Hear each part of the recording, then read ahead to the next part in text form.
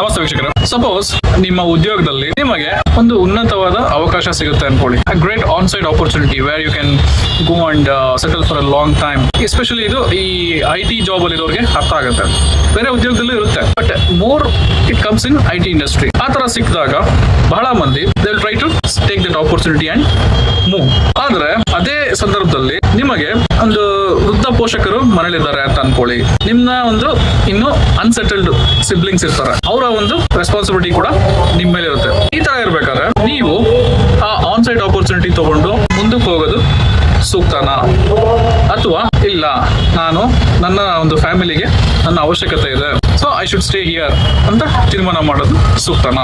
ನಮಗೆ ಸಿಕ್ಕಿರೋದು ಒಂದೇ ಲೈಫ್ ಟೈಮ್ ಅಂಡ್ ನಮಗೆ ತಂದೆ ತಾಯಿ ಕೂಡ ಒಬ್ಬರೇ ಇರ್ತಾರೆ. There is nobody which whom you can replace as parents. ಇದನ್ನ ನಾವು ತಿಳ್ಕೊಬೇಕು. ಈ ತರ ಇರ್ಬೇಕಾದ್ರೆ ಸಪೋಸ್ ಯಾರಾದ್ರೂ ಈ ಆನ್ ಸೈಟೇ ಸರಿ ಅಂತ ಹೋಗ್ತೀನಿ ಅಂತ ಡಿಸೈಡ್ ಮಾಡಿದ್ರೆ ನನ್ನ ಪ್ರಕಾರ ಅವರು ತಮ್ಮ ಒಂದು ತಂದೆ ತಾಯಿ ಕುಟುಂಬಕ್ಕಿಂತ ಹಣಕ್ಕೆ ಬಹಳ ಪ್ರಯಾರಿಟಿ ಕೊಡ್ತಾ ಇದಾರೆ ಅಂತ ಅರ್ಥ. ಸಿ ಅಫ್ಕೋರ್ಸ್ ಹಣ ಮಾಡೋದು ನಾನು ಕೆಟ್ಟದ್ದು ಅಂತ ಹೇಳ್ತಾ ಇಲ್ಲ, but at what cost? Always ನಾವು ಮನುಷ್ಯರಾಗಿ ಸಂಬಂಧಗಳ ಮೌಲ್ಯನ ನಾವು ಅರಿಬೇಕಾಗತ್ತೆ. ಪೋಷಕರು ನಾವು ನಮ್ಮನ್ನ ಬೆಳೆಸಿ ಅವರ ಒಂದು ತ್ಯಾಗ ಮತ್ತೆ ಒಂದು ಪರಿಶ್ರಮದಿಂದ ಒಂದು ಮಟ್ಟಕ್ಕೆ ನಮ್ಮನ್ನ ತಗೊಂಬಂದು ಇನ್ನೇನ್ ಆಯ್ತಪ್ಪ ಅವರು ದುಡಿತಾ ಇದಾರೆ, ಇನ್ನ ನಾವು ಆರಾಮಾಗಿರ್ಬಹುದು, ನಮ್ಮ ಒಂದು ಜೀವನ ಶೈಲಿ ನಾವು ಸ್ವಲ್ಪ ನೆಮ್ಮದಿಯಿಂದ ಕಳಿಬಹುದು, ಮಕ್ಕಳಿಗೆ ಜವಾಬ್ದಾರಿ ವಹಿಸ್ಬಿಟ್ಟು ಅಂತ ಒಂದ್ ಸ್ಟೇಜ್ ಅಲ್ಲಿ ಇದ್ದಾಗ ದಿಢೀರಂತ ನೀವು ಈ ತರ ಆಪರ್ಚುನಿಟಿ ಸಿಕ್ತು ಅಂದ್ಬಿಟ್ಟು ಹೋಗಿ ಆನ್ ಸೈಟ್ ಅಲ್ಲಿ ಸೆಟ್ಲ್ ಆಗ್ಬಿಟ್ರೆ ಅವ್ರ ಕತೆ ಏನು? ಅಫ್ಕೋರ್ಸ್ ನೀವು ಹೇಳ್ಬೋದು, ನಾನು ಆನ್ ಸೈಟ್ ಅಲ್ಲಿ ಬಹಳ ದುಡಿತೀನಿ, ನಾನು ಇಲ್ಲಿ ಲಕ್ಸುರಿಯಸ್ ಲೈಫ್ ಕೊಡ್ತೀನಿ ನಮ್ಮ ತಂದೆ ತಾಯಿಗೆ, ಸೇವೆ ಮಾಡಕ್ಕೆ ಕೆಲಸಗಾರನ ಇಡ್ತೀನಿ, ಅವ್ರು ಓಡಾಡಕ್ಕೆ ಕಾರ್ ಕೊಡ್ತೀನಿ ಅಂತ ಹೇಳ್ಬೋದು. ಏನೇ ಆದ್ರೂ ಅಪ್ಪ ಅಮ್ಮನಿಗೆ ಜೊತೆಲಿ ಮಗ ಅಥವಾ ಮಗಳು ಇರೋದು ಸೂಕ್ತನಾ, ಅಥವಾ ನೀವು ಕಳ್ಸೋ ಹಣ ಸೂಕ್ತನಾ? ಯಾರಿಗೋ ನೀವು ಹಣ ಕೊಟ್ಟು ಸೇವೆ ಮಾಡಿ ಅಂತ ಹೇಳೋದಕ್ಕೂ ನೀವೇ ಖುದ್ದಾಗಿ ಕೂತ್ಕೊಂಡು ಅವರ ಸೇವೆ ಮಾಡೋದಕ್ಕೂ ಬಹಳ ವ್ಯತ್ಯಾಸ ಇದೆ.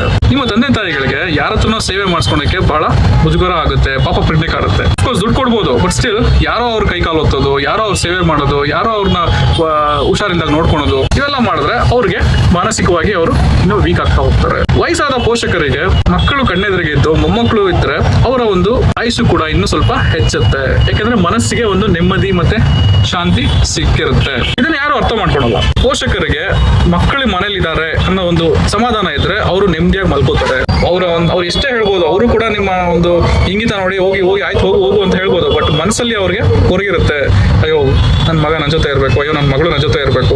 ಸೊ ನಮಗೆ ಶಕ್ತಿ ಇದ್ದಾಗ ನಮ್ಮ ತಂದೆ ತಾಯಿಗೆ ಏನ್ ಮಾಡ್ಬೇಕು, ಅವ್ರು ಎಲ್ಲೆಲ್ಲಿ ಕರ್ಕೊಂಡು ಹೋಗ್ಬೇಕು, ಎಲ್ಲೆಲ್ಲಿ ಸುತ್ತಾಡಿಸ್ಬೇಕು ಅನ್ನೋದು ನಮ್ಮ ಒಂದು ಕರ್ತವ್ಯ. ತಂದೆ ತಾಯಿಗೆ ಅಲ್ಲಿ ನನ್ನ ಮಗ ಏನ್ ಮಾಡ್ತಾ ಇದ್ದಾನೋ, ನನ್ನ ಮಗಳು ಏನ್ ಮಾಡ್ತಾ ಇದ್ದಾರೋ ಅಂತ ಯೋಚನೆ, ನಿಮಗೆ ಇಲ್ಲಿ ಅಯ್ಯೋ ನಮ್ಮ ಅಪ್ಪ ಅಮ್ಮ ಅಲ್ಲಿ ಏನ್ ಮಾಡ್ತಾ ಇದಾರೋ ಅನ್ನೋ ಯೋಚನೆ. ಈ ತರ ಒಂದು ದ್ವಂದ್ವದಲ್ಲಿ ಹಣಕ್ಕೋಸ್ಕರ ಜೀವನ ಮಾಡೋದು ಎಷ್ಟು ಸರಿ? ಓಕೆ, ಸರಿ, ಧನ್ಯವಾದ.